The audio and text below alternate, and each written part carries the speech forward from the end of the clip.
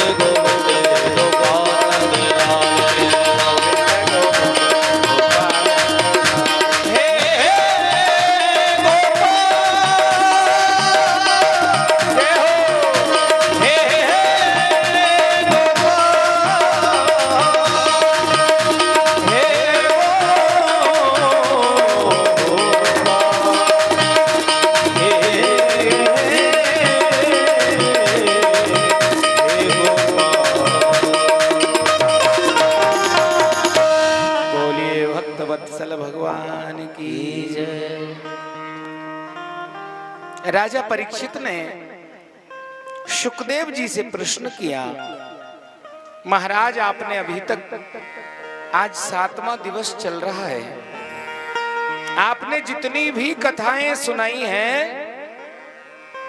आपने यही सुनाया कि भगवान ने इंद्र पर कृपा की, भगवान ने अमुक राजा पर कृपा की, भगवान ने सम्राट युधिष्ठिर पर कृपा की।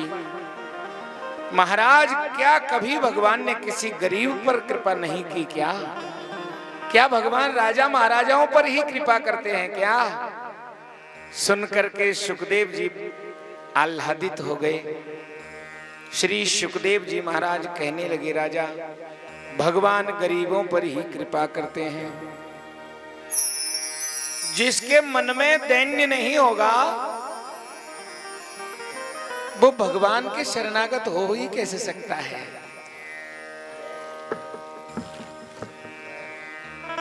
श्री कृष्ण।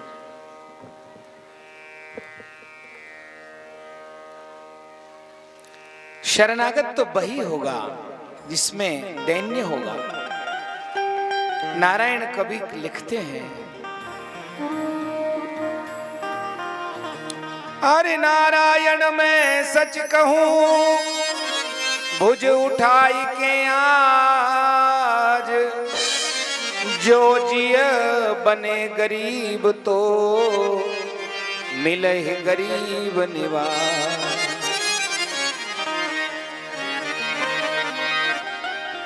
भगवान तो दीन बंधु हैं, अकिंचन के सहायक हैं। एक गरीब पे ऐसी कृपा करी वैसी आज तक किसी पर नहीं करी। उस गरीब का नाम क्या है जानते हो आप लोग? सुदामा। सुदामा पे ऐसी कृपा करी, आहा हा हा। संसार में मित्रता का ऐसा कोई दूसरा उदाहरण नहीं है। कहाँ श्री कृष्ण जैसे श्रीमान और कहाँ सुदामा जैसा गरीब, पर कैसा अभिनंदन किया, कैसा प्रेम प्रकट किया, कैसे गले लगाया। संसार में कोई दूसरा उदाहरण नहीं है। तो सुनाइए महाराज। सुनाने लगे, कृष्ण स्यासीद सखा कश्चिद ब्राह्मणो ब्रह्मवित्तम विरक्त इंद्रियार्थेषु प्रशांतात्मा जितेंद्रिय। आहा, सुखदेव जी सुदामा का परिचय करा रहे हैं। कृष्ण स्यासीत सखा कश्चित, भगवान कृष्ण के एक सखा है, ब्राह्मण है, नाम सुदामा है। सारी दुनिया की दृष्टि में सुदामा बहुत गरीब है, दरिद्र है, और हमारी और आपकी नजर से तो है भी, क्योंकि सुदामा के पास घर नहीं है, पहनने को वस्त्र नहीं है, भरपेट भोजन नहीं है। पर सुखदेव जी अपनी वाणी में सुदामा के विषय में कह रहे हैं, ब्राह्मणो ब्रह्मवित्तम। वो ब्राह्मण बड़ा धनवान है, ब्रह्मवित्त। अरे भगवान की भक्ति रूपी धन की बात करे तो सुदामा बहुत धनवान है। भले ही फटे हाल है पर भगवान के नाम से माला माल है। और बंधुओं, धनवान वही है। धनवान की परिभाषा यही है कबीर दास की दृष्टि में, शब्दों में। अरे कबीरा सब जग निर्धना, धनवंता नहीं कोई, और धनवंता सोई जानिए जहां राम नाम धन हो। कौन है धनवान? जिसने भक्ति का धन है, भगवान के नाम का धन है। बाकी धन तो पड़ा रह जाता है, जब अंतिम समय आता है तो धन भूमि में पड़ा रह जाता है, पशु पशुशाला में बंधे रह जाते हैं, भाई बंधु शमशान तक जाते हैं, शरीर चिता में जाता है, उसके आगे ये धन काम नहीं। तो भक्ति के धन की दृष्टि से सुदामा बहुत धनवान है, वैराग्यवान है। विरक्तो इंद्रियार्थेषु, वो विरक्त है और जो वैराग्यवान है भैया, उनका मन संसार के वैभव में नहीं लगता है। और वैराग्यवान, संसार से राग जिसका समाप्त हो गया, ऐसे भक्तों के लिए भगवान सदा सुलभ होते हैं। तो सुदामा कौन है? सुदामा शब्द का अर्थ होता है दाम माने रस्सी, डोरी। सु माने अच्छी प्रकार से जिसने अपने जीवन की, मन की आसक्ति की डोरी को श्री कृष्ण के चरणारविंद में बांध दिया, वो हो गया सुदामा। सुंदरकांड में लिखा है सुदामा बनने की विधि। गोस्वामी जी कहते हैं, सबके ममता ताग बटो, ओ सबके ममता ताग बटोरी, मम पद मन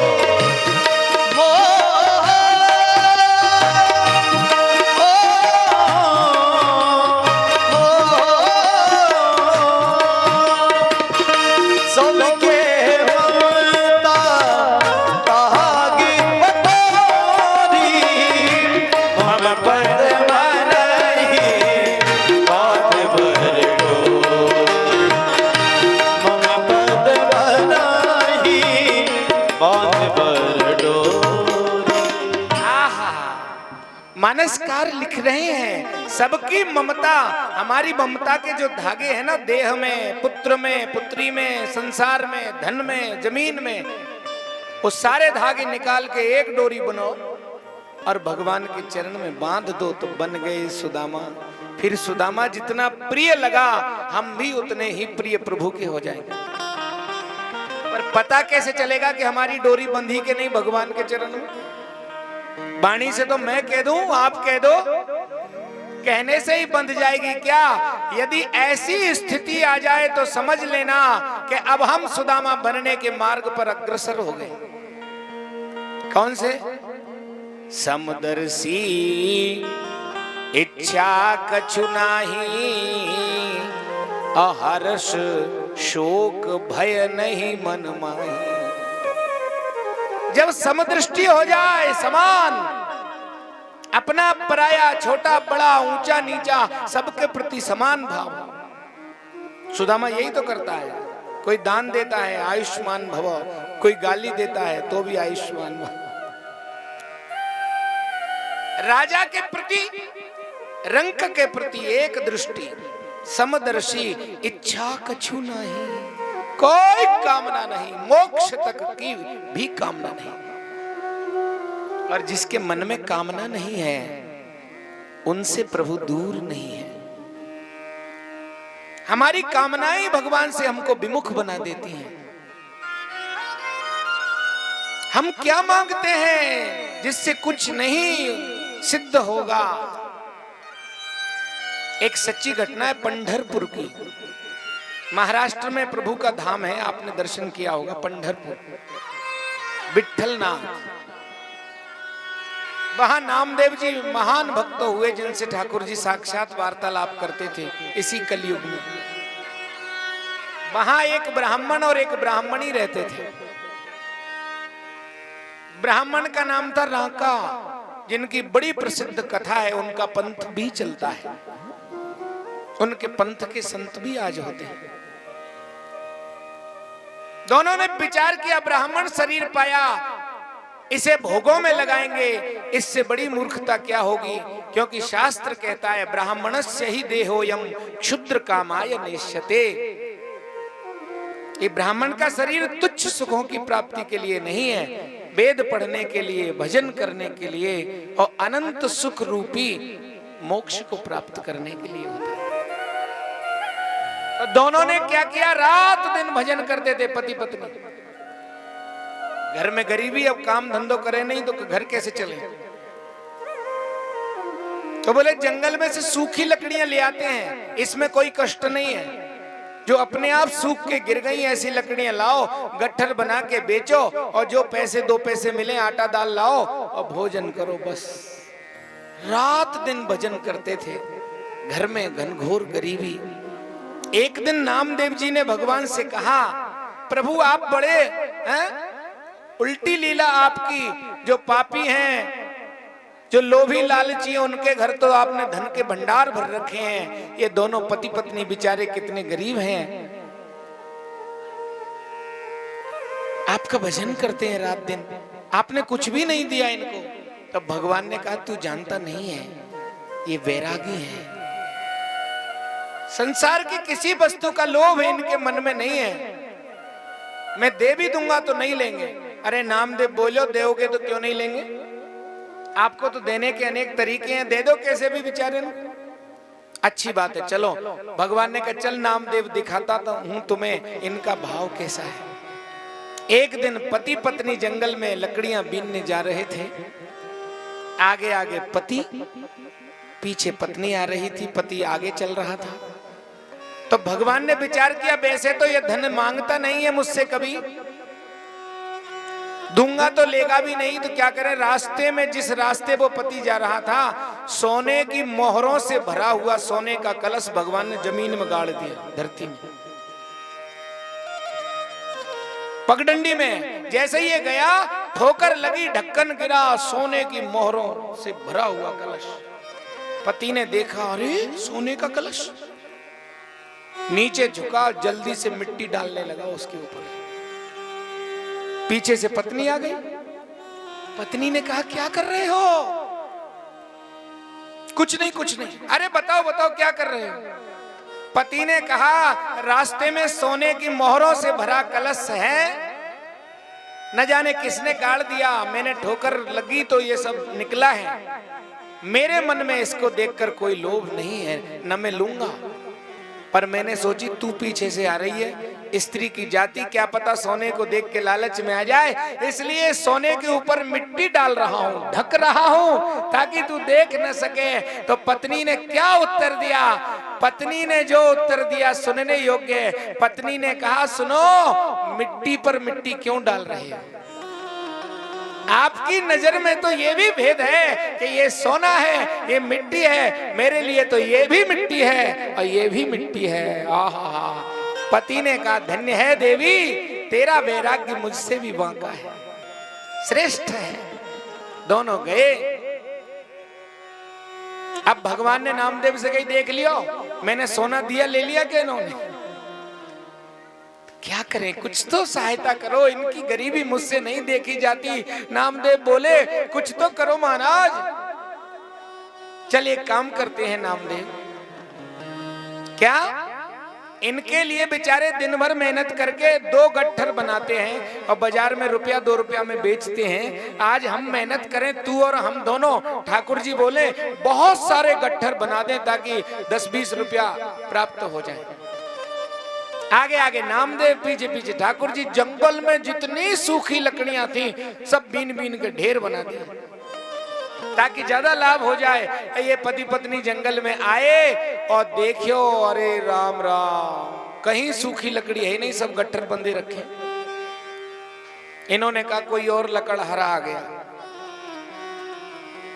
पर कोई दिखाई नहीं दे रहा है। अब क्या करें? बोले दूसरे ने परिश्रम किया है और यदि हम दूसरे के मेहनत की लकड़ी का धन हम खाएंगे तो ये तो पाप लगेगा, इसलिए दूसरे के हाथ की बंधी हुई लकड़ी हम नहीं लेंगे, हम तो अंग मेहनत करेंगे। और जाके जंगल में देखें पर सूखी लकड़ी है ही नहीं। सवेरे के निकले, सांझ होने को आई, न जल पिया न अन्न खाया।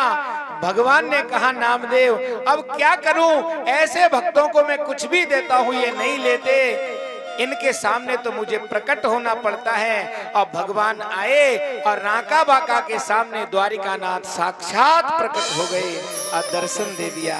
जो कुछ नहीं चाहते, संसार के वैभव में जिनका मन नहीं फंसता, ठाकुर जी उनसे दूर नहीं होते।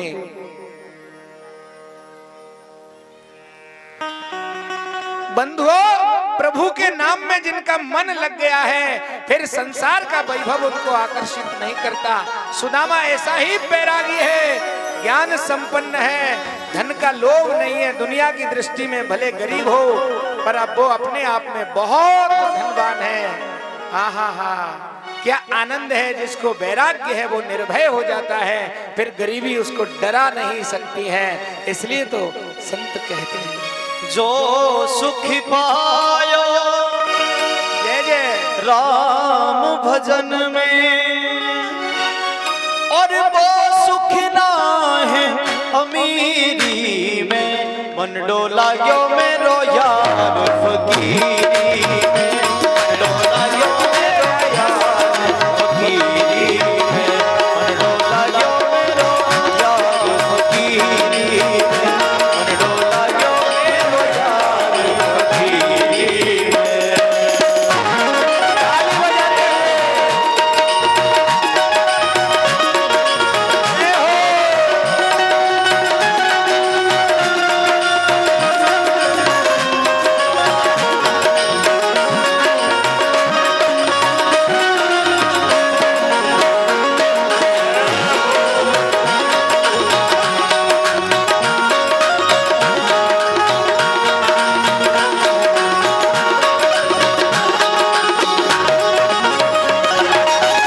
जो सुख पायो राम भजन में, जो सुख पायो राम भजन में, वो सुख ना है अमीरी में। मन डोला यो मेरो यार फकीरी में, मन डोला यो मेरो यार फकीरी में। हरि बोल।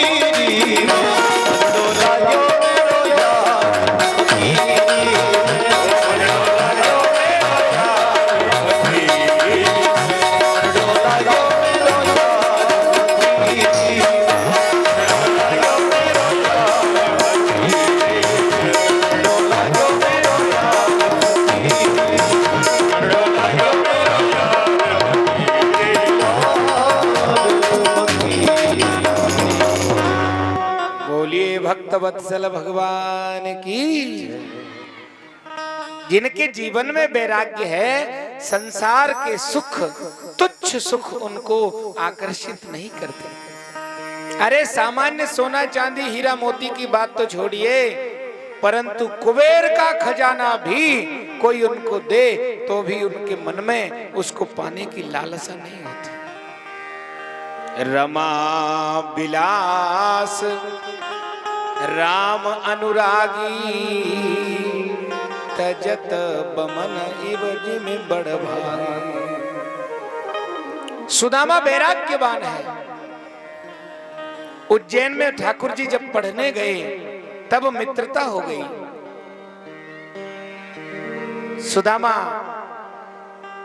परम संतोषी था, शीलवान था, तीनों समय संध्या करता, गायत्री जप करता, बिना मांगे जो मिल जाता उसे प्राप्त कर लेता। कन्हैया को सुदामा का ये शील स्वभाव बहुत भाया। मित्रता हो गई, दोनों एक साथ भोजन करते, एक साथ विश्राम करते, एक साथ जंगल में लकड़ियां लेने जाते थे, गुरुकुल के लिए, यज्ञशाला के लिए समिधा लेने जाते थे। और एक बात और कहें, कई बार कथाओं में हम लोग हास्य में विनोद में कह देते हैं कि चना खा गए कन्हैया के हिस्से के। ये बात भागवत में नहीं लिखी है। भागवत का सुदामा चने चुराएगा क्या? हास्य विनोद के लिए कह देते हैं। सुदामा ने कभी नहीं खाए चने। कन्हैया गए 64 दिन पढ़कर सुदामा रोने लगा, श्याम सुंदर तुम्हारे बिना मैं कैसे रहूंगा। कन्हैया ने हृदय से लगा लिया और कहा, मित्र जीवन में जब भी आवश्यकता हो बिना संकोच के मेरे द्वार पर चले आना, मेरा द्वार तुम्हारे लिए सदैव खुला रहेगा। गुरुजी से कहा, सांदीपनी ऋषि से, गुरुदेव मैं तो जा रहा हूं पर मेरा प्रिय मित्र सुदामा यहाँ अभी अध्ययन करेगा, वो बहुत संकोची है, यदि भूख लगी होगी तो भी भोजन नहीं मांगेगा, कृपा करके मेरे सुदामा का ध्यान रखना गुरुदेव। श्री कृष्ण कहकर के गए। गुरुदेव ने कहा, वासुदेव चिंता मत करो, मैं सुदामा की देखभाल करूंगा। गुरुकुल में वेद वेदांग का अध्ययन करने के उपरांत सुदामा घर आए, विवाह हुआ, भगवान की कृपा, धर्म पत्नी अच्छी मिली, नाम था सुशीला। कभी कोई मांग नहीं करती, घर में भोजन नहीं है तो कभी शिकायत नहीं करती कि तुम्हारे घर में आके मैंने क्या पाया। ना ना ना, पति के कर्तव्य पालन में आदर्श पत्नी सहायक होती है, बाधक नहीं होती। सुशीला की जगह दुशीला होती तो सुदामा की क्या दुर्गति होती बताओ। कभी नहीं कहा, भूखी होती तो भी नहीं कहती नहीं मैं बहुत प्रसन्न हूं। सुदामा भीख मांगने जाता, कई बार नहीं मिलता, घर में अन्न का दाना नहीं है, सोच रही है आएंगे तो कुछ बनेगा, आया खाली हाथ, देवी आज कुछ नहीं मिला, तो कहती बहुत बढ़िया प्रभु की कृपा, कल एकादशी थी आज प्रदोष कर लेंगे, मैं नहीं करती पर अब कर लेंगे। दोनों जप करते, दोनों ध्यान करते, शास्त्र की बातें करते, वेदांत की चर्चा करते, एकांत में पति पत्नी। गरीबी ऐसी के क्या कहना, कभी भोजन मिले कभी ना मिले, परम संतुष्ट, फिर भी एक बार भी दूसरों को, धनवान लोगों को देख के एक बार भी सुदामा या सुशीला के मन में नहीं आता कि हे भगवान इनको इतना दियो हमको कब देगा, ना कभी नहीं। ऐसा होता है हमारे पास नहीं हो, दूसरे को देखते हैं तो लगता है हमारे यहाँ कब होगा। एक दिन श्री कृष्ण ने कह दिया बात बात में, कहो सुदामा एक दिन कृष्ण हमारे मित्र, आहा हा, कन्हैया की कीर्ति तो चारों ओर फैल रही थी। 48 कोस की सोने की जिनकी द्वारिकाएं, द्वारिका में कोई ब्राह्मण जाता था, याचक अयाचक हो जाता था, इतना दान दिया जाता था। सुशीला बोली क्या कह रहे हो, भगवान कृष्ण आपके मित्र हैं, सही कह रहे हो। तो सुदामा ने कहा तो झूठ बोलूंगा, कैसे मित्र हैं? थोड़ी बहुत जान पहचाने के घने मित्र हैं। अरे देवी, संसार में आज तक मेरा कोई मित्र नहीं है, एक ही मित्र बना, वो है द्वारिकानाथ कृष्ण, और कोई मित्र नहीं है। तो जाओ ना द्वारिका।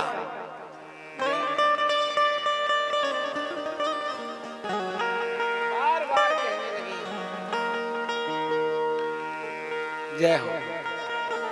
बार बार कहती है जाओ ना द्वारिका। मना कर दिया, डांट दिया, कैसी स्त्री है तू, मैं द्वारिका क्यों जाऊं? मैं मित्र से नहीं मांगूंगा। और सुदामा इसलिए भी नहीं जा रहे हैं, देखिए सुदामा के नहीं जाने के पीछे कारण यह है, सुदामा जानते हैं श्री कृष्ण के स्वभाव को। सुदामा सोचता है मेरे भाग्य में जो भी सुख दुख लिखा है वो मैं भोग लूंगा, पर मेरी गरीबी को देखकर मेरा द्वारिकानाथ दुखी हो जाएगा, और उस मित्र को धिक्कार है जो अपने मित्र को दुख देवे। मेरे भाग्य में जो भी मेरी गरीबी है, सुख दुख है, मैं भोगूंगा। मेरी गरीबी दिखा करके मैं श्री कृष्ण को दुखी नहीं करना चाहता।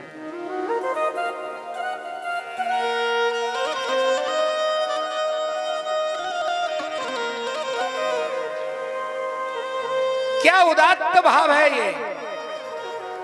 अपने दुख दिखाकर प्रभु को क्यों दुखी करें? हम तो हर दिन अपने दुख दिखाते हैं भगवान को। अरे नाथ सुन लीजिए, सुदामा कहता है कि मैं मेरे दुख दिखा करके मेरे गोविंद का स्वभाव जानता हूं। मेरी दरिद्रता को देखेगा तो करुणा सागर के हृदय में बहुत दुख होगा, और मैं अपने दुख के कारण मेरे गोविंद को क्यों दुखी करूं? मेरा दुख मैं भोग लूंगा, यह है उत्तम रीति। पर सुशीला ने कह दिया, अरे द्वारिकानाथ के द्वार न जावत, दीन के द्वार पे दीन कहावो। सारी दुनिया जिसके द्वार मांगती है उससे मांगने में आपको संकोच होता है, और इन भिखारियों के दरवाजे पे मांगते संकोच नहीं होता। अब वैसे भी मैंने तुम्हारे घर में का सुख भोग्यो, जब से शादी करके आई हूं का मिलो। सुशीला कहती है, अरे कौंधो समाजुर तो भर पेट, और न चाहती हो दधी दूध मिठोती, शीत व्यतीत भयो सिसियात पे, हो हटती पे तुम्हें न हटोती। और या विधि बीती गए पन द्वे, द्वारिका काहे को पेले पठोती, या घर ते कबहू न गयो पिया, टूट्यो तवा और फूटी कठोती। जब ते आई हो दो संपत्ति देखिए मैंने, टूट्यो तवा और फूटी कठोती, या के अलावा तुम्हारे घर में कछु ना मिलो। मैंने कभी मांगा, पर अब द्वारिकानाथ आपके मित्र हैं तो जाइए।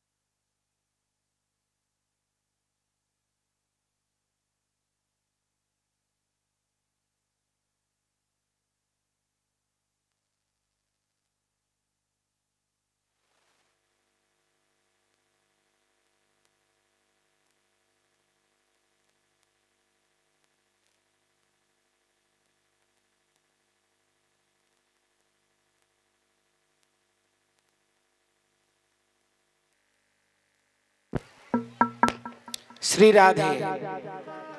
सुदामा ने कहा, ठीक हो देवी। एक दिन सुशीला ने एक बात बोल दी, आपको मित्र की याद नहीं आती क्या? अरे मत मांगना, एक बार द्वारिकानाथ के द्वार चले तो जाओ।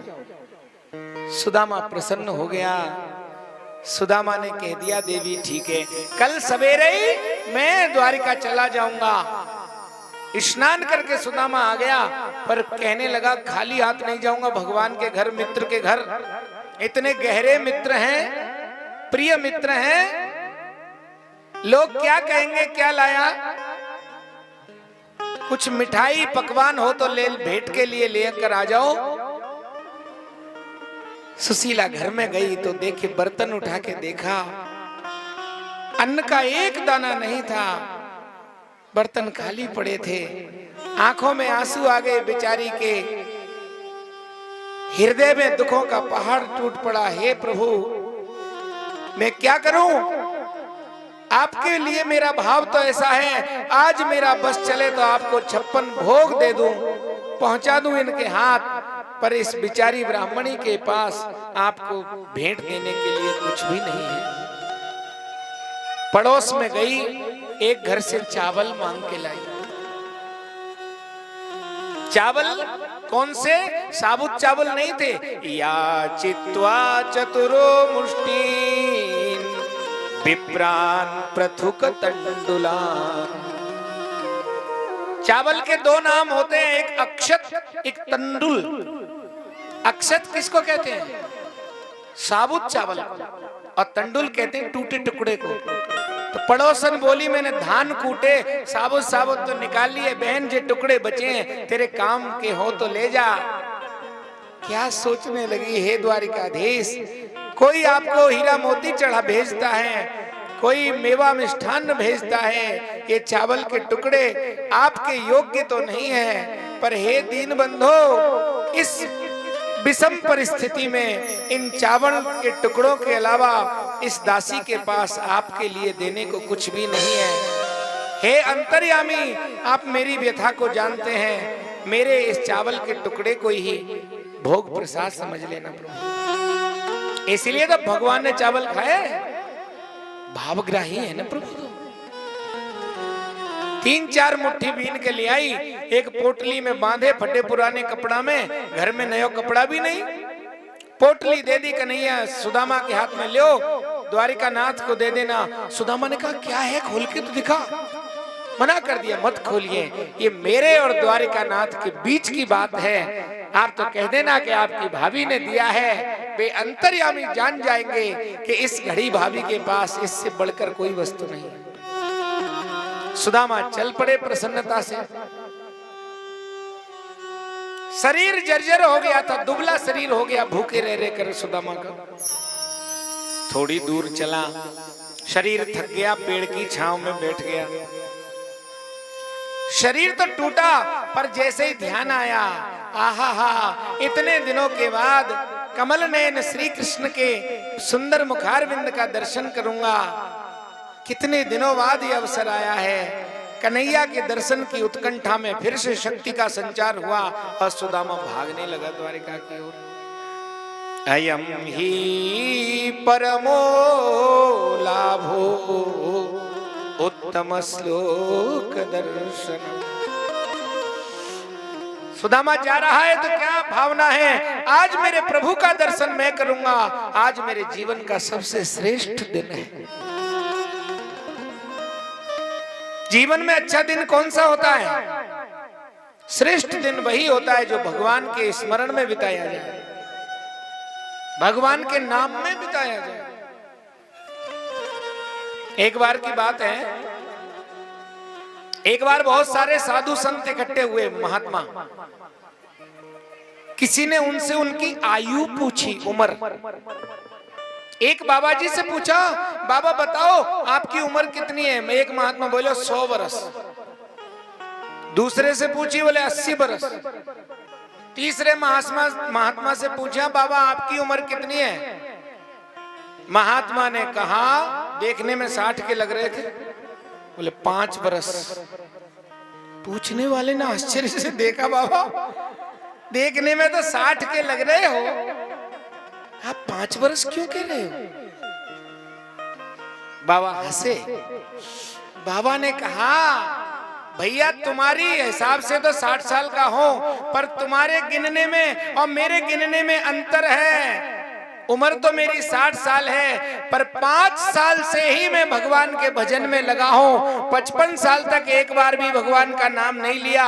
5 साल से घर बार छोड़ के महात्मा बन के और भजन कर रहा हूँ। तो मैं तो मेरी उम्र 5 साल ही मानता हूँ। भगवान के नाम के बिना जो आयु बीती उसे मैं बेकार समझता हूँ, व्यर्थ समझता हूँ, मैं उसकी गिनती नहीं करता।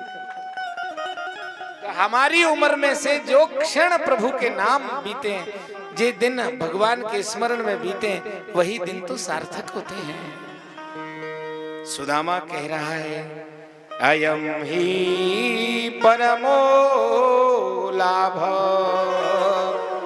उत्तम श्लोक दर्शनम। दौड़ पड़ा, पर देखिए भगवान का स्वभाव, श्री कृष्ण का स्वभाव देखिए। जिस दिन से सुदामा अपने घर से सुदामापुरी से चला मिलने के लिए द्वारिका के लिए, उसी दिन से भगवान ने अपनी सुधर्मा सभा में जाना बंद कर। बैठे रहते थे सिंहासन पर, आंख बंद करके ध्यान करते रहते थे। आज मेरा मित्र कहाँ है, कहाँ तक आया है, आज मेरा मित्र कहाँ सो रहा है, ध्यान में रहते थे। उद्धव आदि मंत्री आते, प्रभु सभा में चलिए, कुछ राज्य के संबंधित कार्य करने हैं। ठाकुर जी ने कहा व्यवधान मत करो, मैं कुछ विशेष कार्य में लगा हूं। उद्धव आदि सोच रहे कौन सा कार्य होगा। रुक्मिणी जी ने कहा, आप एकांत में बैठे बैठे क्या सोचते रहते हैं। भगवान ने कहा, देवी एक मेरा परम प्रिय भक्त आ रहा है कोई बैरागी, आ रहा है कोई अनुरागी, बस मैं उसके आगमन की प्रतीक्षा कर रहा हूं, बाट देख रहा हूं। रुक्मिणी ने कहा, कौन आ रहा है जिसके लिए आप ध्यान कर रहे हैं। आखिर इतनी त्वरा हुई, भगवान को व्याकुलता हुई कि रहा नहीं गया, और सोते हुए सुदामा को योग माया के द्वारा उठवा करके अब वन में से सीधा द्वारिका में रख दिया। सुदामा सोया पेड़ के नीचे जंगल में, और जाग्यो तो सामने सोने के भवन बने हुए चकाचौंध। अरे दृष्टि चक चौंध गई देख के सुवर्णमयी, एक ते सरक्स एक द्वारिका के भोन है। और पूछे बिना यहाँ को काहू सोन करे बात, देवता से बैठे सब साधि साधि मोन है। चारों ओर देखा, आहा जगमग जगमग द्वारिका की भव्य जगमगाहट, सोने के भवन, हीरा मोती पन्ना पुखराज लगे हैं, ऐसे मकान महल मंदिर, और वहां के नागरिक भी कैसे, सब नारायण जैसे, देवता जैसे। द्वारिकावासी छोटे होंगे का, आहा बैठे। और गांव का आदमी था सुदामा। गांव में तो कोई रास्ते में से निकल जाए, राम राम साहब, कौन सा गांव में, कहाँ से आए हो, कहाँ जाओगे। और द्वारिका में कौन पूछे, अरे पूछे बिना यहाँ को काहू सोन करे बात, और देवता से बैठे सब साधे साधे मोन है। आखिर सुदामा ने पूछ लिया, क्यों भैया, हाँ ये कौन सा गांव है। नागरिक मुस्कुराया, पंडित जी गांव नहीं है, तो श्रीधाम द्वारिका है। अरे जय द्वारिका है, द्वारिका नगरी है जे।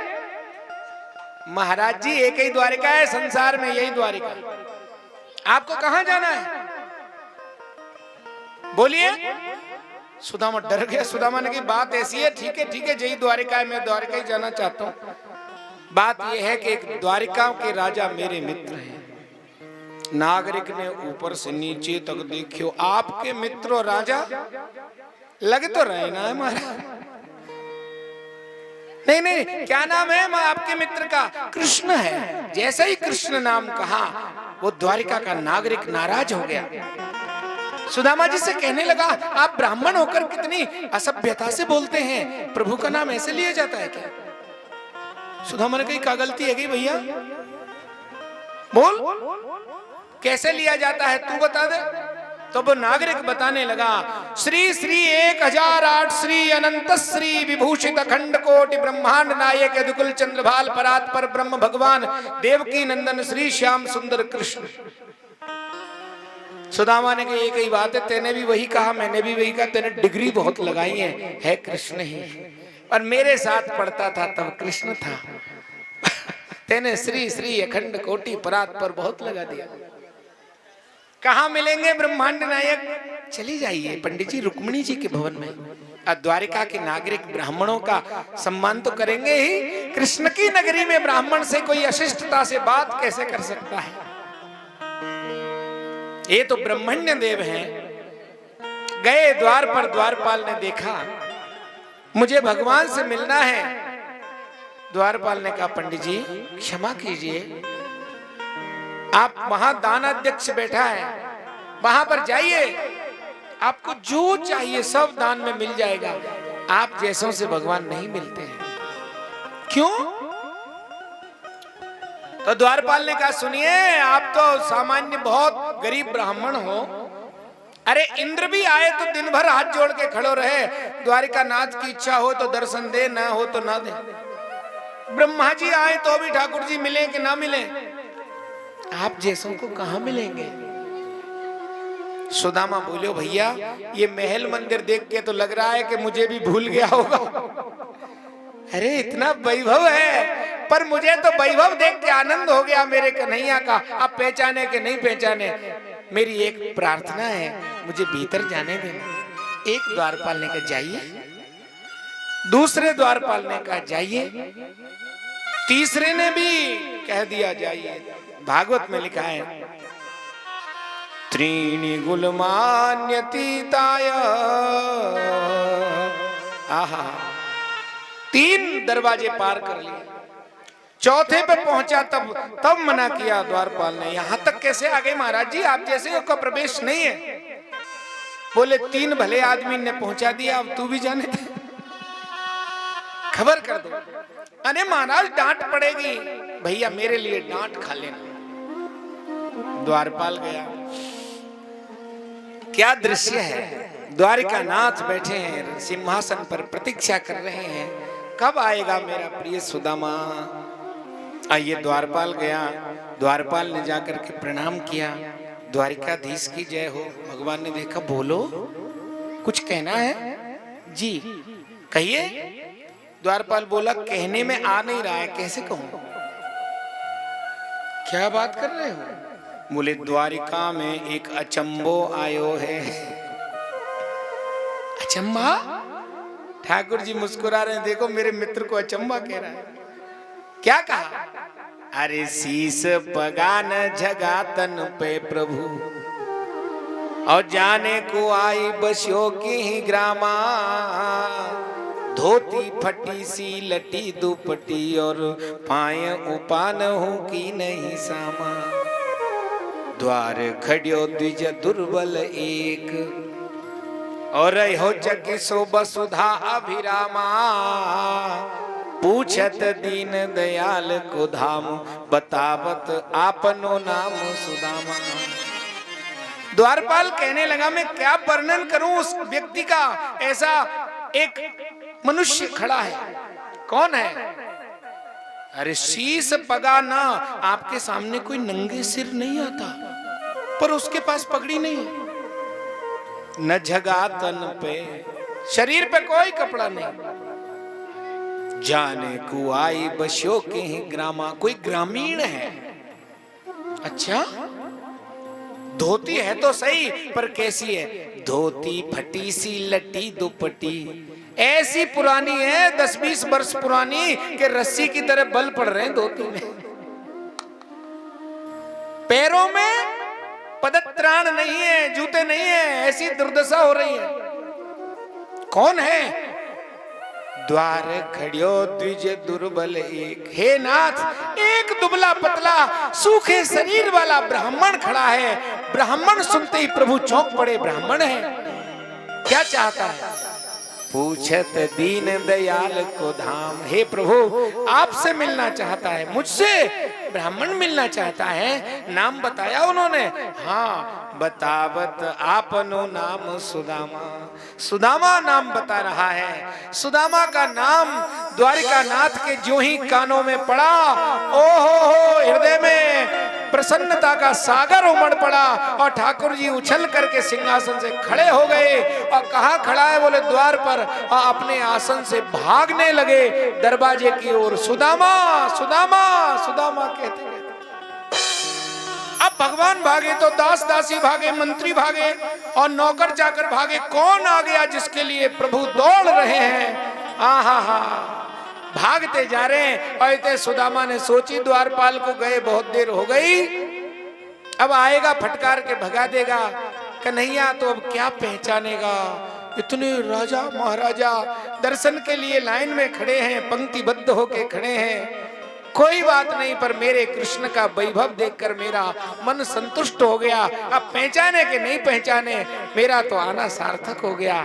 मेरे कन्हैया का क्या वैभव है। सुदामा लौटने के लिए मुड़ा, इतने में तो कानों में कन्हैया की मीठी आवाज सुनाई दी, सुदामा।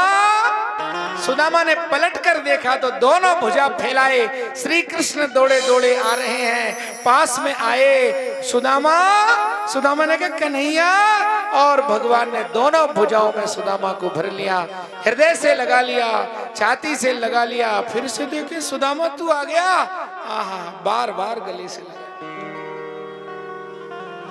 आनंद कर दिया सुदामा। सुदामा का हाथ कंधे पे रखा और भगवान चलने लगे। लेकर के गए भीतर सबसे ऊंचा सिंहासन सोने का, मणियों का, जिस पर आज तक श्री कृष्ण और रुक्मिणी के अलावा कोई नहीं बैठा था। उस सिंहासन पर ले जा करके कन्हैया ने कहा विराजो मित्र। आहा, सुदामा तो आनंद में डूब गया, कन्हैया के आलिंगन से आनंदित हो गया। पर सोने के सिंहासन को देख के सुदामा के मन में संकोच होने लगा। मैं जंगल में से आया हूं, शरीर में धूल माटी लगी है, ये मणियों का सिंहासन। सुदामा बोले नीचे बैठ जाऊंगा। नहीं नहीं, यहां बैठो। सुदामा ने धीरे से कहा कन्हैया, मैं रास्ते से चलकर आया हूं, कपड़ों में धूल मिट्टी लगी है, ये सिंहासन मैला हो जाएगा।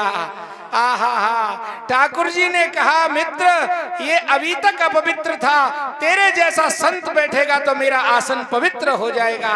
और पकड़ करके जबरदस्ती बिठा दिया। कन्हैया तुम भी बैठो। ना ना, मैं नहीं बैठूंगा। श्री कृष्ण आनंद में विभोर हैं। जहां दास बैठते हैं चरण की चौकी के पास, ठाकुर जी बैठ गए, हाथ में सुदामा का चरण ले लिया। रुक्मिणी जी से कहा सुनो, ब्राह्मण देवता आए हैं, अतिथि सत्कार का शिष्टाचार भूल गई क्या देवी? लाओ जल लेकर के आओ। रुक्मिणी भागी सोने के कलश में जल लेने के लिए। चरण धुलाऊंगा, ये नियम है अतिथि सत्कार की, ये परंपरा है। सबसे पहले चरण धुलाए जाते हैं। पादयोः पाद्यम, पूजा में भी तो यही क्रम रखते हैं हम लोग। हस्तयोः अर्घ्यम, चरण धुलाया जा रहा है ब्राह्मण का।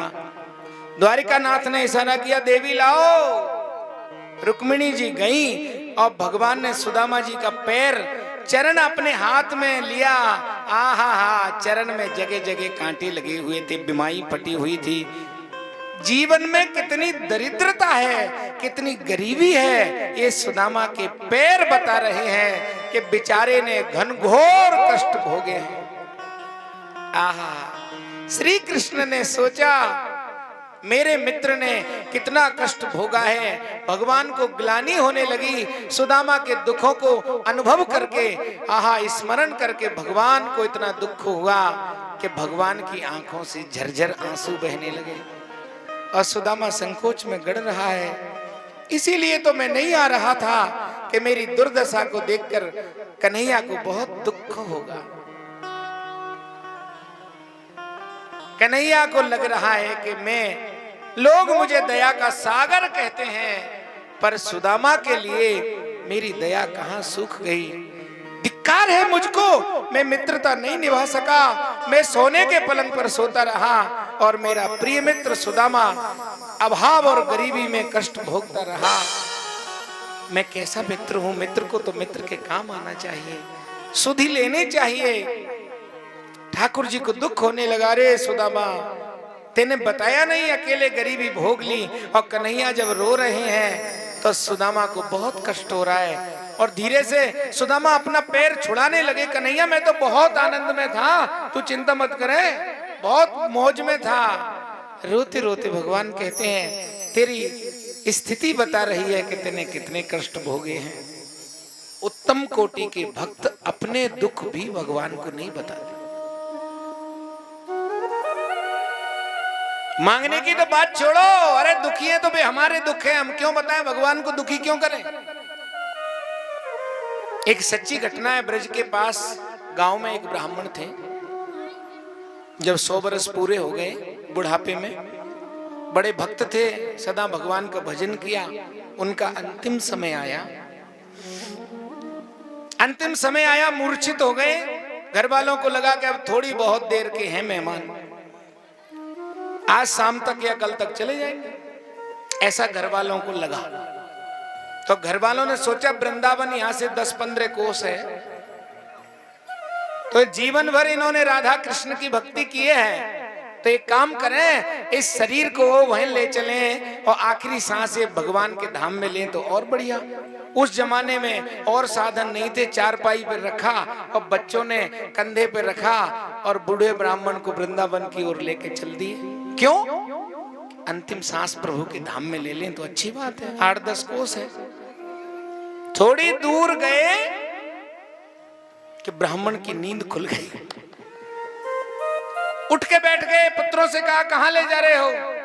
बोले वृंदावन। क्यों? हम सोच रहे हैं कि आखिरी सांस आपकी वहीं छूटे। आहा, नीचे रख दो। ब्राह्मण नाराज हो गया, अपने पुत्रों से कहा अरे अज्ञानियों, नीचे रखो, मुझे वृंदावन नहीं जाना है, शरीर वृंदावन में नहीं छोड़ना है, यहीं पर जो भी होगा वृंदावन के बाहर होगा। लोगों ने कहा तुम तो वृंदावन के प्रति बड़ी निष्ठा रखते थे, हम तो इसलिए ले जा रहे हैं। तो उस ब्राह्मण ने क्या कहा, मैंने जीवन भर भगवान से कुछ मांगा नहीं, वही कार्य किया जिससे भगवान को सुख मिले। अरे मेरे कर्म भाग्य से मैं स्वर्ग में जाऊंगा या नरक में, वो मेरे लिए है, पर मेरे मृत शरीर को वृंदावन में ले जाओगे, वहां संस्कार करोगे, वृंदावन की दिव्य भूमि में दुर्गंध फैलाओगे, भगवान के धाम को दूषित मत करो, चाहे मैं नरक में चला जाऊं, पर श्री कृष्ण को कष्ट क्यों? आज सुदामा जी को संकोच हो रहा है, आंखों में आंसू आ गए। अरे पापी सुदामा, तू वहीं रहता तो बढ़िया रहता, अपनी दरिद्रता दिखा करके तेने गोविंद को रुला दिया। और श्रीमद् भागवत में लिखा है, पूरे भागवत में कभी भी श्री कृष्ण की आंखों में आंसू नहीं आए, केवल सुदामा के दरिद्रता को देखकर सुखदेव जी कहते हैं, प्रीतो व्यमुंचत बिंदुन नेत्राणाम पुष्करे क्षण, कमल के समान सुंदर नेत्रों से मोटे मोटे आंसू निकलने लगे।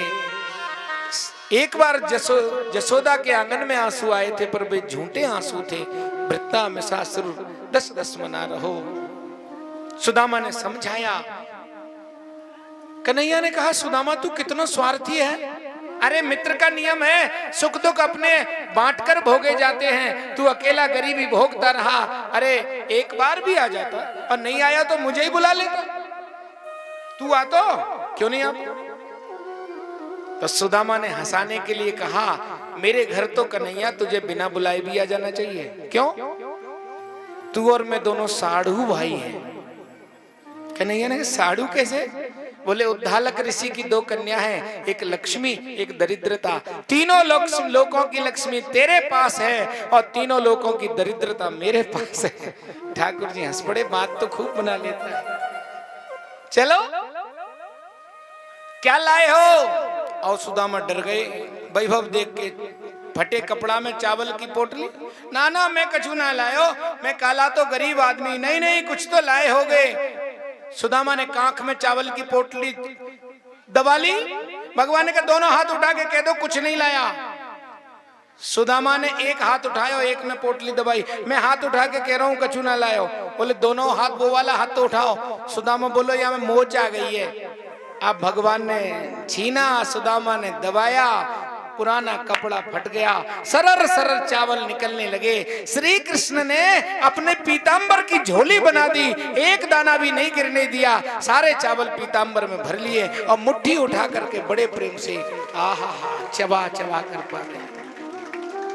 एक मुट्ठी खाई है भागवत में, एक मुट्ठी खाई, लक्ष्मी जी ने हाथ पकड़ लिया, क्या कर रहे हो? ये भी कोई तरीका है क्या? कोई मेहमान आपके घर आवे तो पहले बाकी चाय पिवाओ, नाश्ता कराओ, भोजन कराओ। ये थोड़ी है कि घर में वो गुस्से हो बाकी थैला टटोरो, कल आयो कल आयो। यही हो गया ना। अभी इनका स्वागत किया नहीं और आपने इनसे पूछ लिया क्या लाए क्या लाए। और दूसरा भाव रुक्मिणी जी को लगा आहा हा कि क्या कहेंगे आपके मित्र के 16,108 रानियां पर समय पे भोजन नहीं बनता है, भूखे बैठे रहते हैं, कच्चे चावल खाने लग गए। आप भूखे हो क्या? ठाकुर जी बोले हाँ देवी मैं भूखा ही हूं। भूखे रहते हो? हम भोजन बनाते नहीं पाते ना।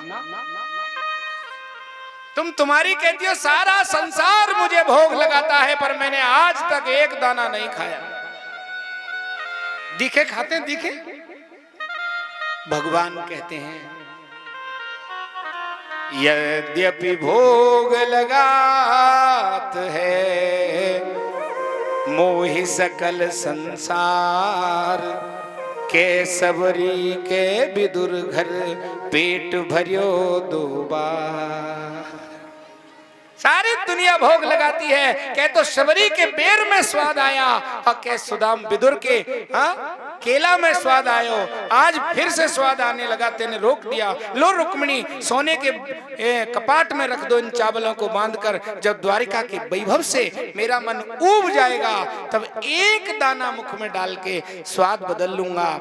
ये सुशीला देवी के चावल हैं, ये प्रेम से पगे हुए हैं। भगवान वस्तु नहीं भाव ग्रहण करते हैं। रुक्मिणी जी ने कही पहले इनको सत्कार तो करो कछु। हाँ ठीक है, स्नान करो मित्र।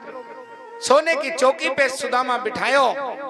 भगवान ने कहा मैं स्नान कराऊंगा। रुक्मिणी कहने लगी मैं जल डालूंगी और सोने की गगरी लेके आई रुक्मिणी जी, मैं जल डालूंगी। भगवान बोले मैं पीठ मसलूंगा और सुदामा संकोच में गड़ियो जावे, कन्हैया अपने हाथ ना लूंगो, इतनो भी लाड़ मत करे। नहीं नहीं मैं पीठ मसलूंगा। सुदामा बोलो मेरे शरीर की हड्डियां लकड़ी जैसी हैं, तू हाथ से मसलेगो हाथ में कष्ट हो जाएगा। नहीं नहीं, भगवान ने कहा भक्त की सेवा का अवसर कभी कभी मिलता है। मेरे भक्त तो जीवन भर मेरा स्नान कराते हैं, हाँ पंचामृत में स्नान कराते हैं। आज भक्त को स्नान कराने का अवसर है तो चूकना नहीं। ठाकुर जी ने बिठाया, रुक्मिणी जी जल लेकर के आई और देवियों ने रानियों ने देखा ये ब्राह्मण पहुंचा हुआ महात्मा है, हम सब चलो सेवा करें, ये लाभ लें, हम भी स्नान में जल डालेंगी। एक एक गगरी लेके सोने की 16,108 रानी आई। हाँ हाँ, खिड़की में से सुदामा ने देखियो लंबी लाइन लगी। कलश वाली स्त्रियों की कितनी लंबी, यहां से मंडरायल तक समझ लो। सुदामा ने खिड़की में से देखो, कन्हैया से कहा कन्हैया इधर आओ इधर आओ। क्या हुआ? बोले कलश यात्रा कहाँ की जा रही है? कलश यात्रा नहीं है, मेरी रानियां हैं, ये सब जल लेकर आ रही हैं। क्यों? तुम्हें स्नान कराने के लिए। सुदामा ने कहा ये सब मेरे ऊपर डलेगा जल? हाँ। सुदामा ने कही कन्हैया एक बात कहूं, हाँ गरीबी में तो नहीं मरियो, निमोनिया से मर जाऊंगा।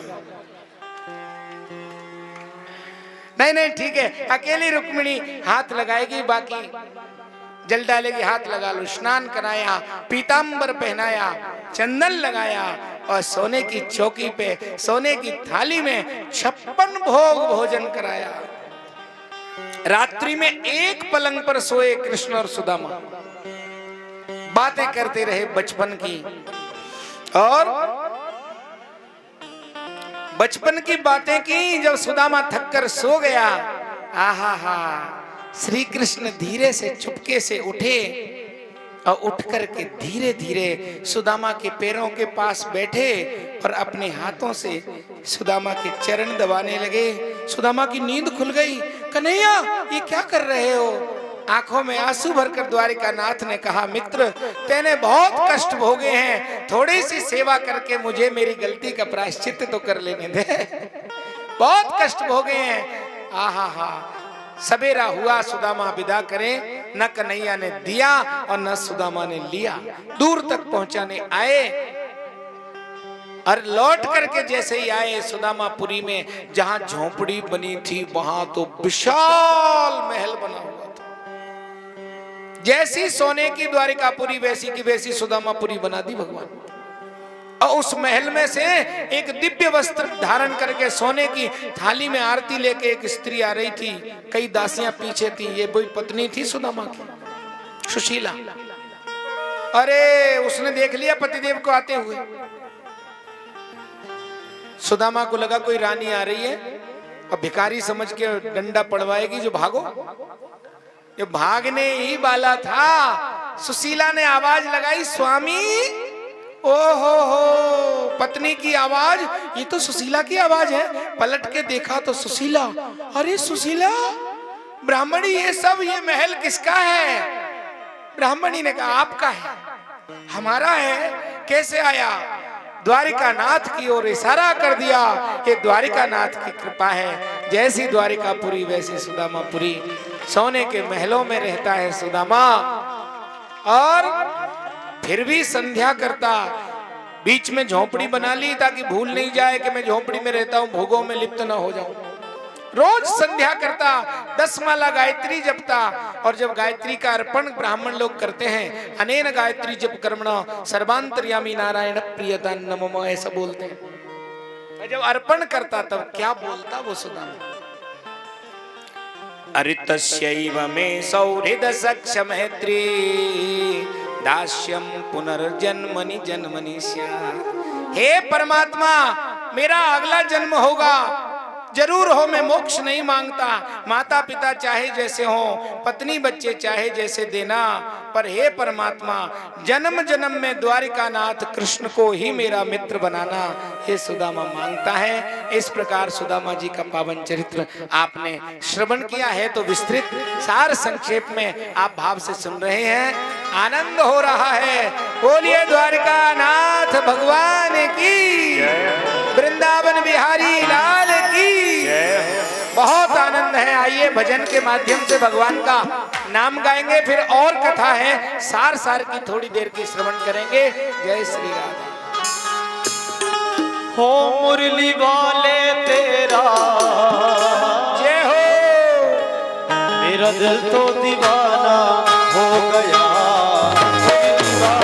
दीवाना हो गया।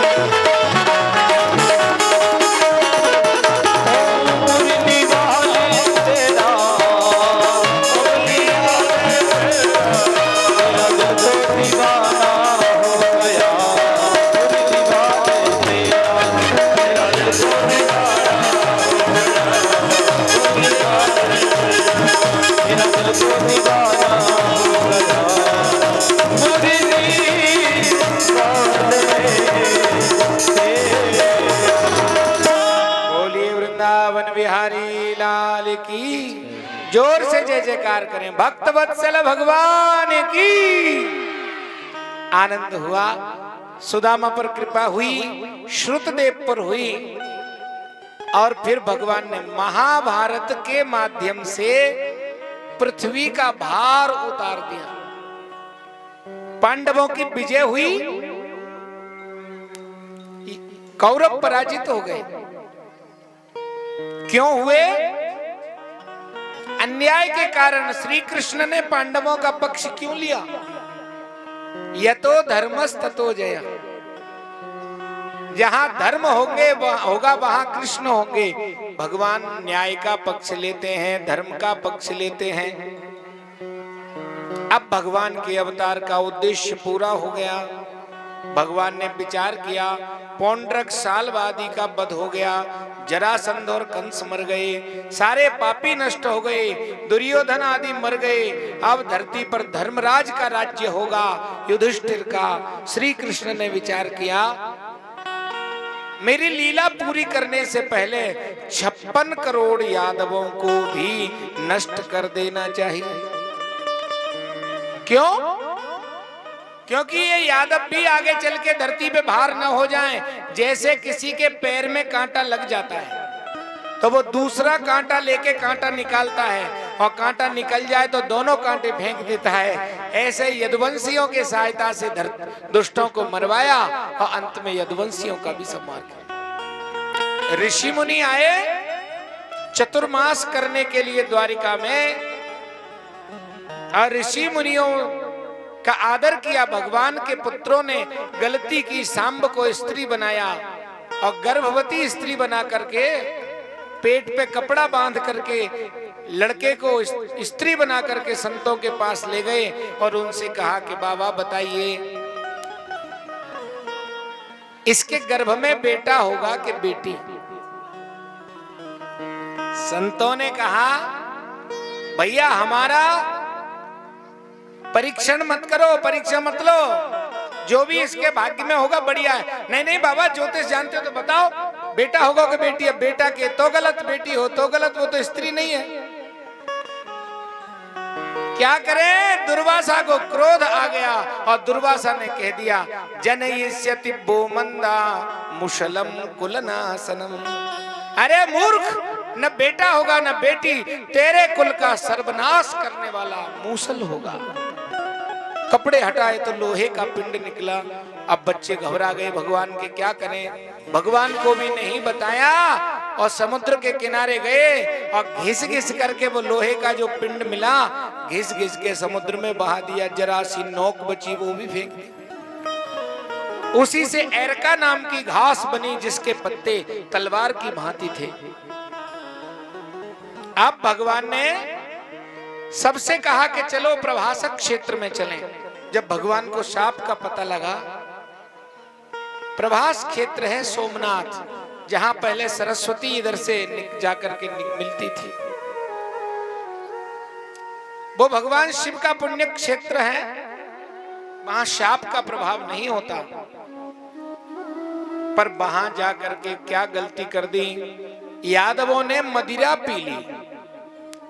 बस भगवान ने कहा, जो मदिरा पिएगा मैं उसकी रक्षा नहीं करूंगा, चाहे मेरे ही परिवार का है। 56 करोड़ के 56 करोड़, भाई ने भाई को मारा, पिता ने पुत्र को मारा, सारे यदुवंशी लड़कर के नष्ट हो गए।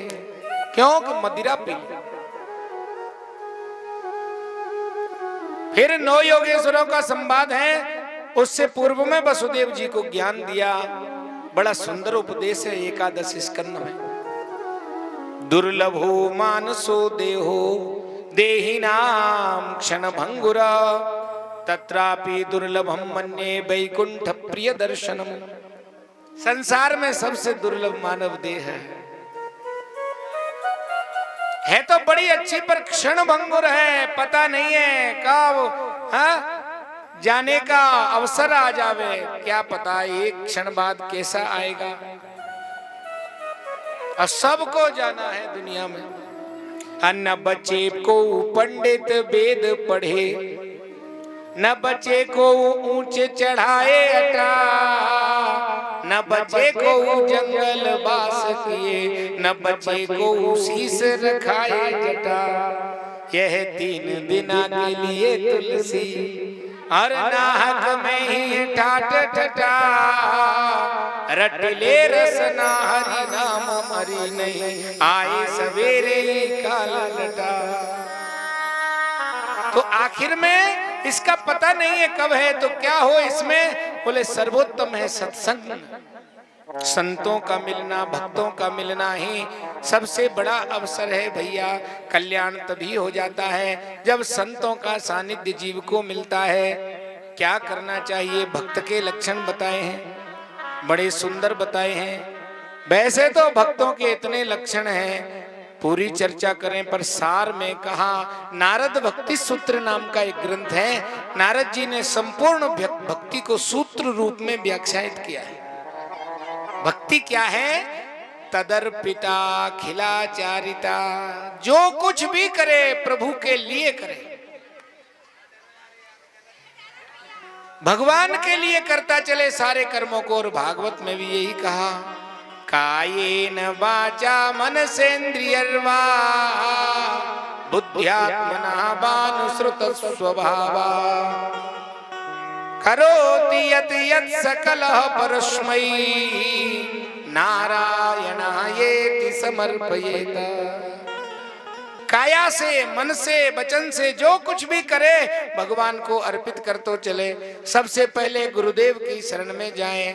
भगवान श्री कृष्ण ने उद्धव को यही ज्ञान दिया, गुरु शरण जावे, क्योंकि बिना गुरुदेव की शरण में जाए कल्याण नहीं होता।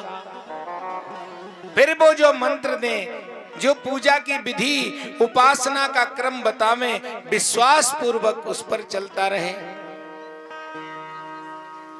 सारे कर्म भगवान को अर्पित कर दे, तो भैया फिर डूबने का अवसर नहीं रहता। मानव जीवन का कल्याण होता है और भगवान की लीला कथा में मन लगा दे। इस प्रकार संतों का संग करे और भगवान की कथा में लग जाए। ये 2 रास्ते कलिकाल में सबसे सुंदर हैं। सेवा कथा रसम हो नितराम पिबत्वम। संतों की सेवा करो और भगवान की कथा सुनो, ये 2 रास्ते चलो तो कलयुग में भी कल्याण हो जाएगा। ज्यादा साधन नहीं कर सकते हो तो 2 रास्ते हैं, खूब कथा सुनो और संतों की सेवा करो। उद्धव को ज्ञान दिया। उद्धव ने कहा, प्रभु अब आप जाएंगे तो आपके वियोग में आपके भक्त कैसे रहेंगे। श्री कृष्ण के शरीर में से दिव्य ज्योति प्रकट हुई और भागवत में समा गई। भगवान ने कहा, ये श्रीमद् भागवत साक्षात श्री कृष्ण की वाङ्मय मूर्ति है। भागवत खोलोगे तो कन्हैया ही कन्हैया मिलेंगे। हाँ, इसके दर्शन से, श्रवण से, स्मरण से साक्षात भगवान के दर्शन का ही फल है। फिर विमान आया, भगवान भगवत धाम गए। न भगवान का जन्म होता है न लीला पूरी होती है। भगवान की लीला तो नित्य लीला है, सदैव।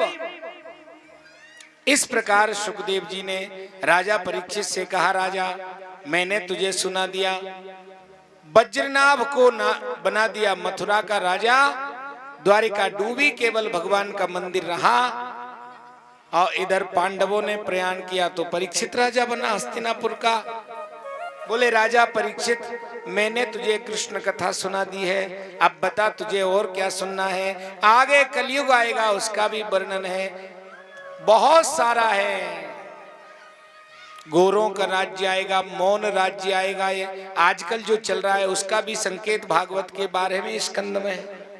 आगे एक समय ऐसा आएगा, यो बली भविता नृपा, जो बलवान होगा वही राजा होगा। इस प्रकार यह संसार भगवान से प्रकट होकर भगवान में समाहित हो जाता है। शुकदेव जी का पूजन किया। राजा परीक्षित से कहा, तुम्हारा संदेह निवृत्त हो गया।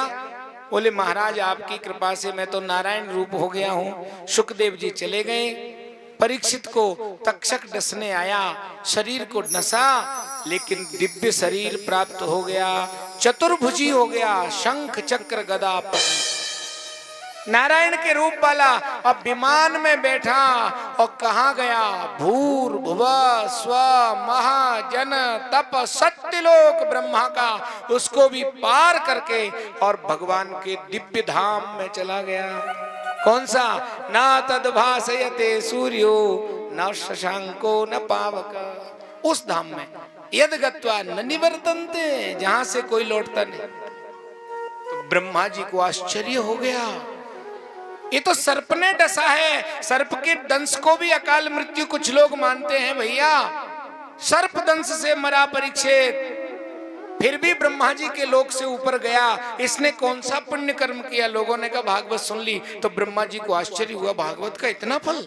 एक तराजू लगाई, एक तरफ भागवत रखी, दूसरी तरफ सारे साधन रखे, उठाया तो भागवत के सामने सब छोटे पड़ गए। परीक्षित ने कथा सुनी। लोग कहते हैं समझ में समझो, उतारो। उतारोगे नहीं तो कथा सुनने से कोई लाभ नहीं। ऐसा भी बहुत सारे विद्वान लोग कहते हैं। उतर जाए तो बहुत बढ़िया, पर नहीं उतरे तो कथा सुने कि नहीं सुने?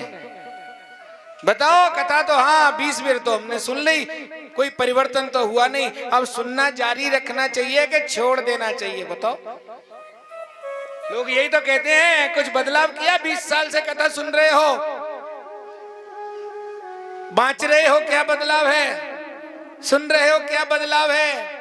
अरे बदलाव हो जाए तो बहुत बढ़िया, पर भागवत के शब्दों के आधार पर बता रहा हूं मैं। शब्दार्थ जो लिखा है समझ में आ जाए तो बढ़िया, नहीं आए तो बढ़िया, उतर जाए तो बढ़िया और नहीं उतरे तो बढ़िया। केवल कथा सुनो, कथा में शक्ति होगी तो अपने आप समझ में भी आ जाएगी, उतर भी जाएगी और जीवन को बदल भी देगी। केवल हमें तो भाव पूर्वक सुनना है। हाँ, अरे पूरी पूरी तो परीक्षित की भी समझ में आई। कोई नहीं कह सकता व्यासो वेत्ति सुखो वेत्ति अन्यो वेत्ति न वेत्ति। क्या लिखा है?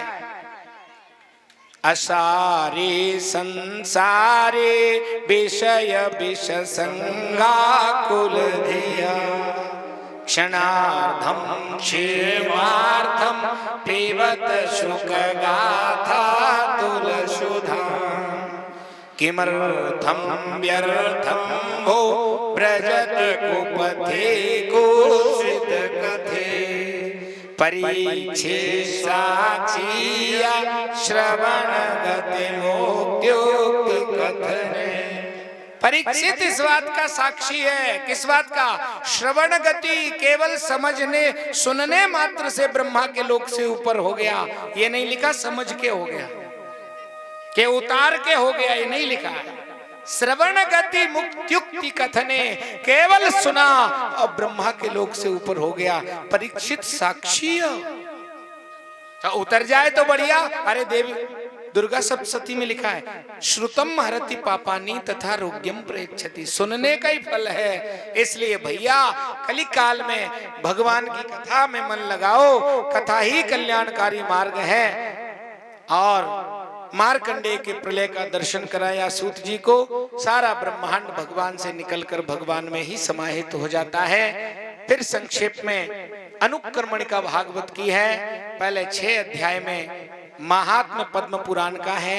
फिर पहला स्कंद अधिकारी स्कंद है। उस स्कंद में मंगलाचरण और द्रौपदी अश्वत्थामा का प्रसंग, कुंती और भीष्म का प्रसंग, फिर परीक्षित को शाप और सुखदेव जी का आगमन। ये पहला स्कंद है। द्वितीय स्कंद में ब्रह्मा जी को चतुश्लोक का ज्ञान और सृष्टि का आरंभ है। तृतीय में स्कंद में सृष्टि का क्रम है। अब भगवान कपिल का अवतार देवहूति माता के घर। चौथे स्कंद में पहले अनुसुईया पर कृपा, फिर सती का चरित्र और ध्रुव चरित्र है, फिर पृथु जी का चरित्र पुरंजन उपाख्यान। ये चौथे स्कंद का विषय वस्तु है। 5वें में भरत जी का चरित्र, प्रियव्रत का चरित्र, भूगोल खगोल का वर्णन, नरकादि वर्णन तक 5वां स्कंद है। 6वें स्कंद में भगवान के नाम की महिमा, अजामिल का प्रसंग है। वृत्रासुर की कथा सप्तम स्कंद में प्रहलाद चरित्र, नरसिंह अवतार, सनातन धर्म, 8वें में गजेंद्र मोक्ष, समुद्र मंथन, भगवान के कच्छप, मीन, मोहिनी आदि अवतार, और 9वें स्कंद में सूर्य वंश का वर्णन जिसमें अम्बरीश सगर आदि की कथा, श्री रामचरित्र, चंद्रवंश, और 10वें में श्री कृष्ण का चरित्र जिसमें जन्म, पूतना पर कृपा, बाल चरित्र, गोवर्धन की पूजा और भगवान के रास लीला, फिर कंस को मारते हैं प्रभु, और फिर मथुरा से उद्धव को पहुंचाया, फिर द्वारिका बसाई, रुक्मिणी आदि देवियों के साथ विवाह, द्वारिका की भिन्न भिन्न लीला जो आज आपने श्रवण की, फिर सुदामा जी का पावन चरित्र, एकादश में 9 योगेश्वरों का संवाद, उद्धव गीता, और द्वादश में परीक्षित का मोक्ष। इस प्रकार यह संपूर्ण श्रीमद् भागवत है। आप लोगों ने श्रवण किया 7 दिन तक, बहुत आनंद हुआ है। इस आयोजन में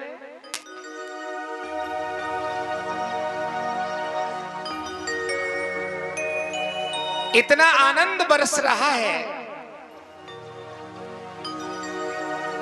आप लोग इतना दत्तचित्त होकर के सुन रहे हैं। इस क्षेत्र के सारा प्रबुद्ध वर्ग यहां पर है, आप सुधी श्रोता हैं।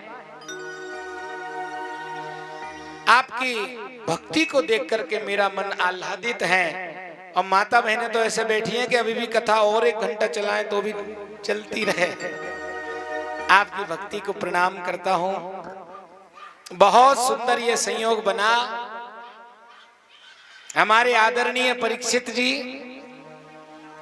पंडित गंगाधर जी व्यास, जिनका जीवन दिव्य है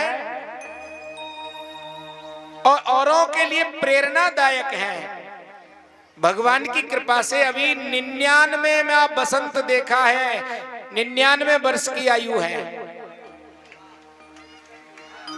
कितने लोग होते हैं जो शतायु होते हैं। वेद कहता है जीवेम शरद शतम, पश्येम शरद शतम, शृणुयाम शरद शतम।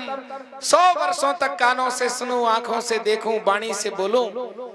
तब व्यास जी हमारे इस बात के प्रत्यक्ष प्रमाण हैं। 99 वर्ष की अवस्था में कानों से सुन रहे हैं, हाथों से कार्य कर रहे हैं, नेत्रों से दर्शन कर रहे हैं, अब वाणी से बोल रहे हैं।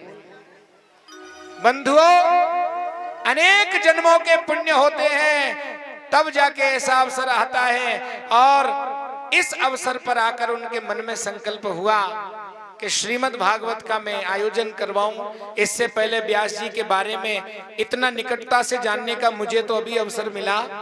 तालाब का निर्माण कराया और ऐसा शिवालय बनवाया जैसे महाराष्ट्र में त्र्यंबकेश्वर का मंदिर है, उसी तरह का नक्शा बनाकर महाराष्ट्र की विधानसभा जैसा भवन बना के और भगवान शिव की प्रतिष्ठा की।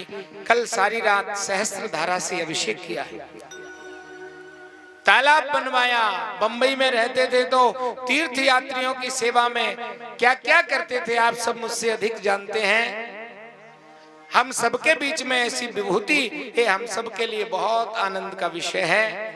अब व्यास जी ने ये जो श्रीमद् भागवत का आयोजन किया है, ऐसी उदारता से किया है, ऐसे विधान से किया है कि क्या बताएं। ऐसा कर पाना आज के समय किसी गृहस्थ को बहुत कठिन होता है, कोई विरला ही ऐसा यज्ञ कर पाता है। गृहस्थी में रहकर ये प्रशंसा नहीं कर रहा हूं मैं, मेरे मन के भाव प्रकट कर रहा हूं। बहुत दुर्लभ है। बच्चों ने कह दिया ये कठिन होगा, जो भी होगा ये करना है, करना है। इतने ब्राह्मणों का भोजन होना चाहिए, होना चाहिए। गृहस्थ जीवन में आप सब गृहस्थ जानते हैं कुछ कर पाना कितना कठिन होता है। और इस अवस्था में आकर के और इस तरह की उदारता रख पाना, पर मैं तो ये जानता हूं द्वारिका नाथ के चारों हाथ जिसके माथे पर होते हैं, कृपा के हाथ होते हैं, वही ऐसा कार्य कर पाते हैं। व्यास जी का जीवन धन्य है, परम पवित्र है। इस कलिकाल में ऐसा धार्मिक जीवन बहुत कम दिखाई देता है। ये तो व्यास जी के विषय में क्या कहूं। शुकताल में आप गए थे कथा में, आज से लगभग 10-12 वर्ष पहले। वहां जाकर गंगा जी के किनारे संकल्प कर लिया कि मैं अपने गांव में घर में कथा करूंगा और ऐसी ही रीति से करूंगा जैसी सुकताल में हो रही है। और आज मैं विश्वास के साथ कहता हूं, अरे वहां तो खैर हुआ, बड़ी छोटी बहुत कथा होती है, किसी कथा की किसी से तुलना नहीं की जा सकती, पर आपने जो यज्ञ किया है वैसा यज्ञ कर पाना बहुत कठिन है महाराज, दूर दूर तक दिखाई नहीं देता। ठाकुर जी ने बड़ी कृपा की है आपके ऊपर। और एक बात और कहना चाहता हूं मैं, व्यास जी की प्रशंसा तो उनके जानने वाले सब करते ही हैं, मैं उसमें और क्या बड़ाई करूं। उनकी बेटी, बेटे, दामाद, नाती, पोते, पोतियां, नवासे सब यहाँ विराजमान हैं।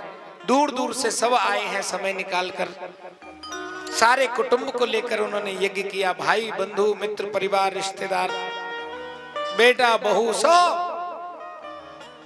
पर आज व्यास जी की प्रशंसा तो है ही, पर उससे भी ज्यादा मैं प्रशंसा करता हूं इनके पुत्र, इनके नाती, बेटा, सारे परिवार की, कि ऐसे कठिन समय में इनकी ऐसी आज्ञा जिनको सामान्यतया पालना कठिन है, बच्चे बड़ी प्रसन्नता से आज्ञा पालन करते हैं। भैया बच्चे हो तो इनके जैसे हो, संसार में ये आज दिखाई दे रहा है, पिताजी ने कह दिया ऐसा करना है वैसा ही होगा, तो ज्यादा साधुवाद के पात्र हैं इनके चारों पुत्र, नाती, पोता, एक एक का क्या नाम लो, इनका परिवार बड़ा आज्ञाकारी है। नहीं तो ये घोर कलयुग चल रहा है, बड़े बूढ़े माता पिता कहते हैं तो बच्चे सुनते नहीं है, इस कान सुनते हैं, इस कान निकाल देते हैं। अरे ठीक है आपने कह दिया, पर मैं देख रहा हूं दादाजी ने कह दिया तो वो ब्रह्म वाक्य हो गया। इस कलिकाल में ऐसा परिवार होना भी बड़ा कठिन है। मैं सारे परिवार के लिए, इनके चारों पुत्र,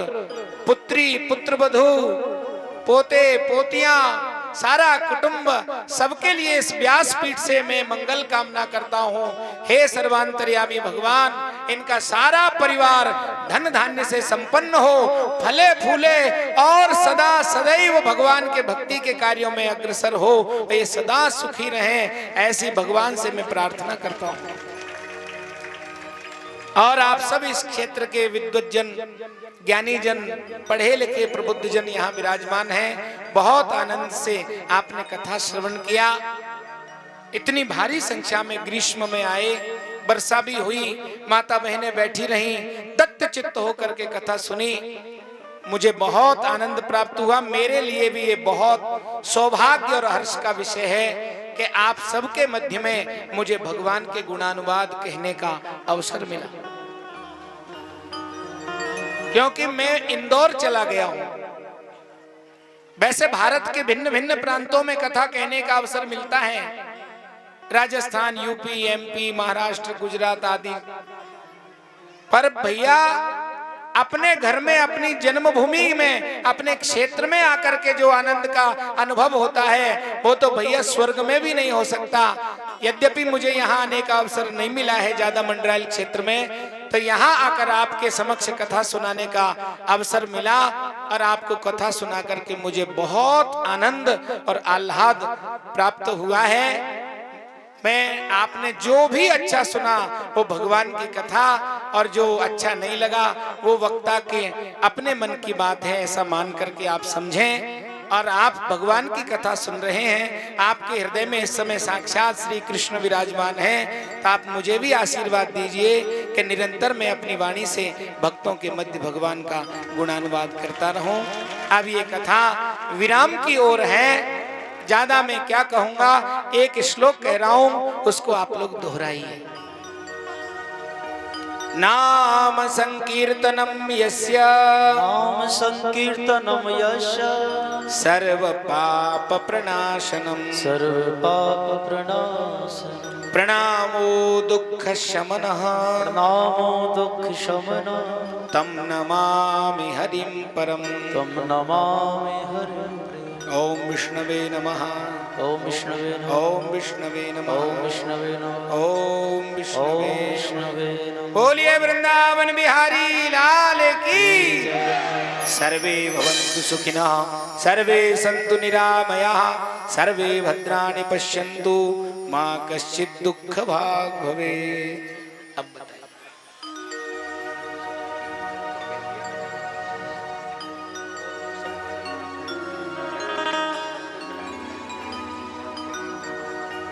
ठीक है, एक तो एकादशी की कथा तो कथा के मध्य में मैंने सुना दी थी। माता बहनें जो प्रश्न कर रही हैं, बहुत आनंद है। अब मैं चाहता हूं कि व्यास जी महाराज आए और भागवत जी पे चंदन चढ़ाएं और फिर आज की कथा का विराम करेंगे। हवन होगा, कल प्रसादी वितरण। बहुत दिव्य ये कथा है, क्या कहें। सबके लिए बहुत बहुत शुभकामना, साधुवाद। जय श्री राधे। आइए बोलिए वृंदावन बिहारी लाल की, गिरिराज धरन की, धर्म की, अधर्म का, प्राणियों में विश्व का, सत्य सनातन वैदिक धर्म की, गौ माताओं की, भागवत भगवान की, व्यास परिवार की, आज के आनंद की। जय जय श्री राधे।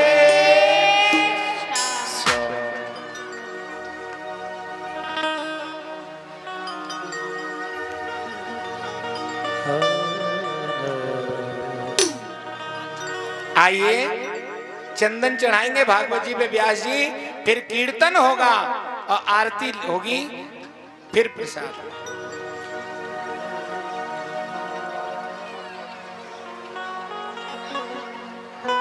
और आज तो एकादशी का व्रत है, आप जानते हैं। पर ये यजमान परिवार की ओर से हाथ जोड़ के आग्रह है, कल प्रसादी पाने सभी लोग पधारें। सबका सादर निमंत्रण है, कल की प्रसादी में सभी लोग आप लोग आइएगा, ऐसा यजमान परिवार का आग्रह है, निवेदन है। आइए। ओम इदं विष्णुर्विचक्रमे त्रेधा निदधे पदं समूढमस्य पागुंसुरे स्वाहा। पुराण पुरुषोत्तमाय नमः। गंधाक्षत पुष्पाणि समर्पयामि। श्रीमद्भागवताय नमः।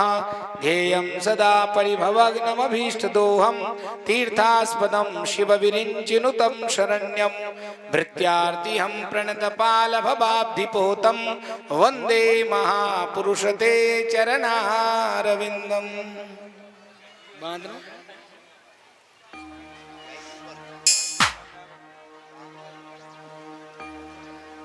नहीं अलग ही बात है।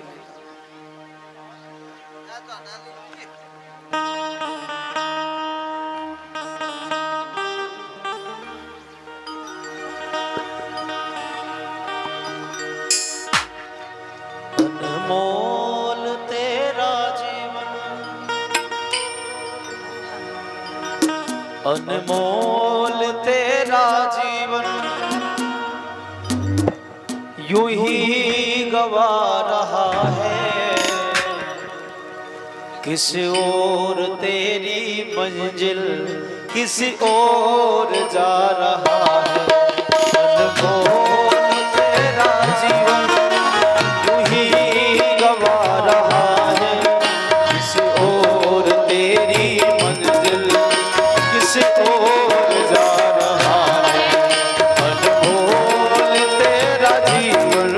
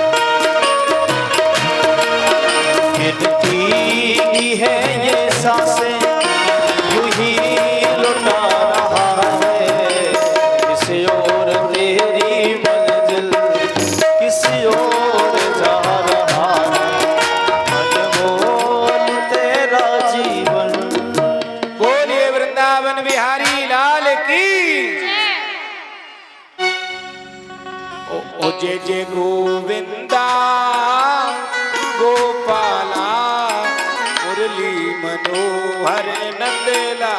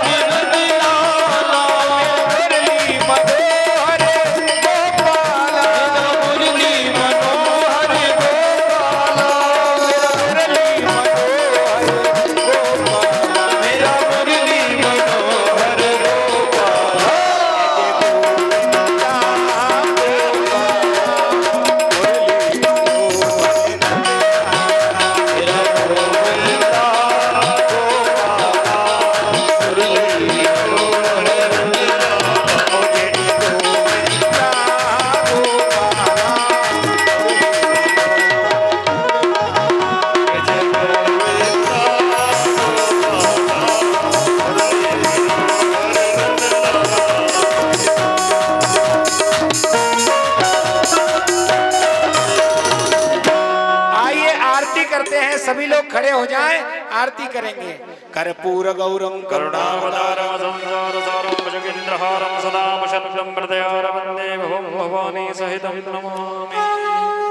चन्द्रमा मनसो जात चकिमहो सूर्यो जायत स्रोत्राद् वायुश्च प्राणश्च मुखाद् अग्निरजायत।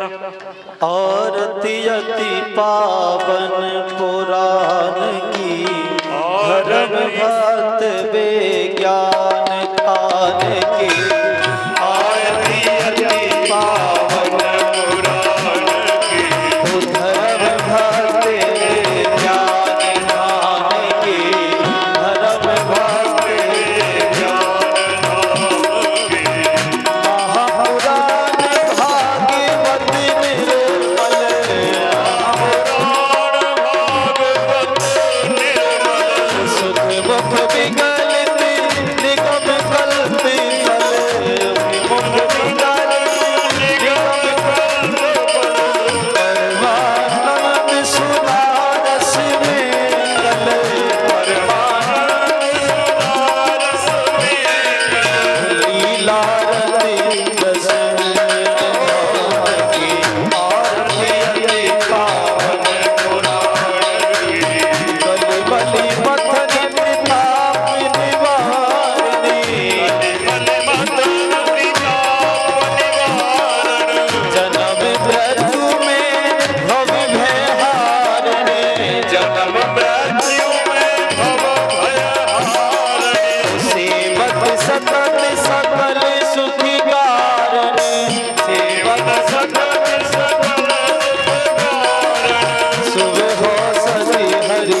करत गान की आरती अति पावन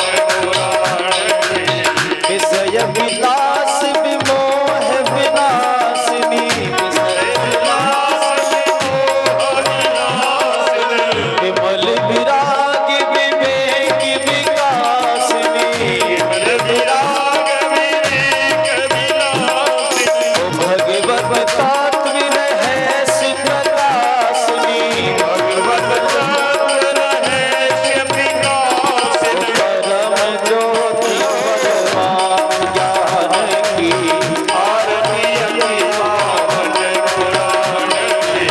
परमहंस मुनि मन उल्लासिनी परमहंस मुनि मन उल्लास रस की हृदय